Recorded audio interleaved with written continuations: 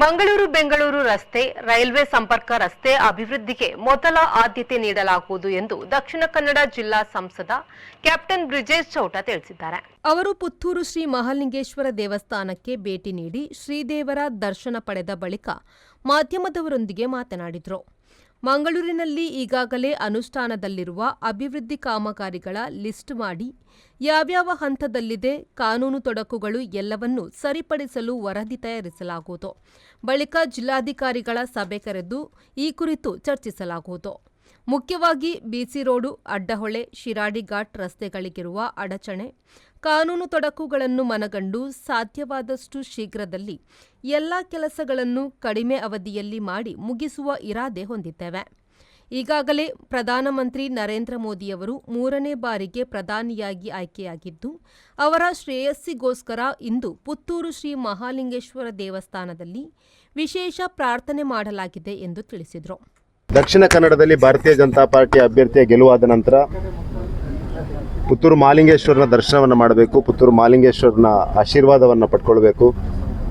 ವಿಶೇಷವಾಗಿ ನಮ್ಮೆಲ್ಲರ ಹೆಮ್ಮೆಯ ಪ್ರಧಾನಮಂತ್ರಿ ನರೇಂದ್ರ ಮೋದಿ ಅವರು 3ನೇ ಬಾರಿಗೆ ಈ ದೇಶದ ಪ್ರಧಾನಮಂತ್ರಿ ಆಗಿರುವಂಥ ಈ ಒಂದು ಶುಭ ಸಂದರ್ಭದಲ್ಲಿ ಆ ಪುತ್ತೂರು ಮಹಾಲಿಂಗೇಶ್ವರನ ಆಶೀರ್ವಾದ ಸನ್ಮಾನ್ಯ ಪ್ರಧಾನಮಂತ್ರಿ ಮತ್ತು ಅವರ ಇಡೀ ಸಚಿವ ಸಂಪುಟದ ಮೇಲೆ ಇರಬೇಕು ಅನ್ನುವ ಕಾರಣಕ್ಕೆ ಇವತ್ತು ವಿಶೇಷವಾದ ಪ್ರಾರ್ಥನೆ ಮಾಡಲಿಕ್ಕೆ ನಮ್ಮೆಲ್ಲ ಭಾರತೀಯ ಜನತಾ ಪಾರ್ಟಿಯ ಅಧ್ಯಕ್ಷರು ಮತ್ತು ಎಲ್ಲ ಪಾರ್ಟಿಯ ಪ್ರಮುಖರ ಜೊತೆ ಸೇರಿಕೊಂಡು ಇವತ್ತು ಮಹಾಲಿಂಗೇಶ್ವರನ ದರ್ಶನವನ್ನು ಮಾಡಿದ್ದೇವೆ.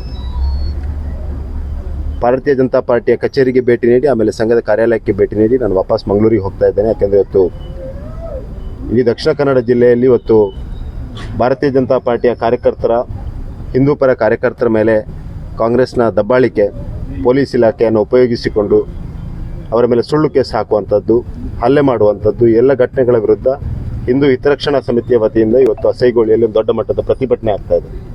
ಆ ಪ್ರತಿಭಟನೆಯಲ್ಲಿ ಕೂಡ ನಾವು ಭಾಗವಹಿಸಲಿಕ್ಕೆ ಈಗ ಮಂಗಳೂರಿಗೆ ತೆರಳ್ತಾ ಇದ್ದೇನೆ. ನಾನು ನಾಳೆ ಜಿಲ್ಲಾಧಿಕಾರಿಯ ಸಭೆಯನ್ನು ಕರೆದಿದ್ದೇನೆ. ಜಿಲ್ಲೆಯಲ್ಲಿ ಈಗ ಅನುಷ್ಠಾನ ಹಂತದಲ್ಲಿರುವ ಎಲ್ಲ ಕೇಂದ್ರ ಸರ್ಕಾರದ ಯೋಜನೆಗಳ ಒಂದು ಬ್ರೀಫಿಂಗನ್ನು ನಾನು ಕೊಡಬೇಕು. ಯಾವ್ಯಾವ ಯೋಜನೆಗಳು ಯಾವ್ಯಾವ ಹಂತದಲ್ಲಿದೆ, ಅದಕ್ಕೆ ಏನೆಲ್ಲ ತೊಡಕುಗಳಿದೆ, ಅದರ ಒಂದು ಡೀಟೇಲ್ಡ್ ಬ್ರೀಫಿಂಗ್ ನನಗೆ ಸಿಗಬೇಕು ಅನ್ನುವಂಥದ್ದನ್ನು ಈಗಾಗಲೇ ಹೇಳಿದ್ದೇನೆ.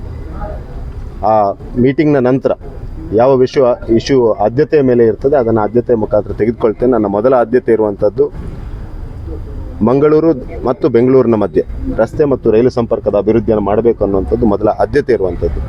ಅದಕ್ಕಿರುವ ಕಾನೂನು ತೊಡಕುಗಳು, ಪರಿಸರದ ತೊಡಕುಗಳು ಇದೆಲ್ಲವನ್ನು ಅಧ್ಯಯನ ಮಾಡಿಕೊಂಡು ಒಂದು ವೈಜ್ಞಾನಿಕವಾದ ವರದಿಯನ್ನು ರೆಡಿ ಮಾಡಿ ಅದನ್ನು ಕೇಂದ್ರದ ಹೆದ್ದಾರಿ ಸಚಿವರು ಮತ್ತು ರೈಲ್ವೆ ಸಚಿವರ ಜೊತೆ ಜಂಟಿಯಾಗಿ ಮಾತನಾಡಿಕೊಂಡು ಈ ರೈಲ್ವೆ ಮತ್ತು ರಸ್ತೆಯ ಅಭಿವೃದ್ಧಿಯನ್ನು ಮಾಡಬೇಕು ಅನ್ನುವಂಥದ್ದು ನನ್ನ ಮೊದಲ ಆದ್ಯತೆ ಇರುವಂಥದ್ದು. ಅದಕ್ಕೆ ಬೇಕಾದ ತಯಾರಿಯನ್ನು, ಅಧಿಕಾರಿಗಳ ಸಭೆಯನ್ನು ಕರೆದು ತಜ್ಞರ ಜೊತೆ ಸಭೆಯನ್ನು ಮಾಡಿ ಒಂದು ವಿಸ್ತೃತ, ಒಂದು ಸಮಗ್ರವಾದ ಒಂದು ವರದಿಯನ್ನು ತಯಾರು ಮಾಡಿ ಮುಂದಿನ ದಿವಸಗಳಲ್ಲಿ ಕಾರ್ಯೋನ್ಮುಖನಾಗ್ತೇನೆ. ಈ ಸಂದರ್ಭದಲ್ಲಿ ಮಾಜಿ ಶಾಸಕರಾದ ಸಂಜೀವ ಮಠಂದೂರು, ಮಲ್ಲಿಕಾ ಪ್ರಸಾದ್, ಬಿಜೆಪಿ ಮುಖಂಡರಾದ ಚನಿಲಾ ತಿಮ್ಮಪ್ಪ ಶೆಟ್ಟಿ, ಅಪ್ಪಯ್ಯ ಮಣಿಯಾಣಿ, ಸಾಜಾ ರಾಧಾಕೃಷ್ಣ ಆಳ್ವ, ಪಿಜಿ ಜಗನ್ನಿವಾಸ ರಾವ್, ಆರ್ಸಿ ನಾರಾಯಣ್, ಬುಡಿಯಾರು ರಾಧಾಕೃಷ್ಣ ರೈ, ಅರುಣ್ ಕುಮಾರ್ ಪುತ್ತಿಲ, ನಿತೇಶ್ ಕುಮಾರ್ ಶಾಂತಿವನ, ಚಂದ್ರಶೇಖರ್ ರಾವ್ ಬಪ್ಪಳಿಕೆ, ಅನಿಲ್ ತೆಂಕಿಲ, ಪ್ರಸನ್ನ ಮಾರ್ತಾ, ರಾಜೇಶ್ ಬನ್ನೂರು, ಸಹಜ್ ರೈ, ಶ್ರೀ ಮಹಾಲಿಂಗೇಶ್ವರ ದೇವಸ್ಥಾನದ ವ್ಯವಸ್ಥಾಪನಾ ಸಮಿತಿಯ ನಿಕಟಪೂರ್ವ ಅಧ್ಯಕ್ಷ ಕೇಶವ್ ಪ್ರಸಾದ್ ಮುಳಿಯಾ, ಬಿಜೆಪಿ ಕಾರ್ಯಕರ್ತರು ಮತ್ತಿತರ ಬಿಜೆಪಿ ಮುಖಂಡರು ಉಪಸ್ಥಿತರಿದ್ದರು. ಅನೀಶ್, ವಿ4 ನ್ಯೂಸ್, ಪುತ್ತೂರು.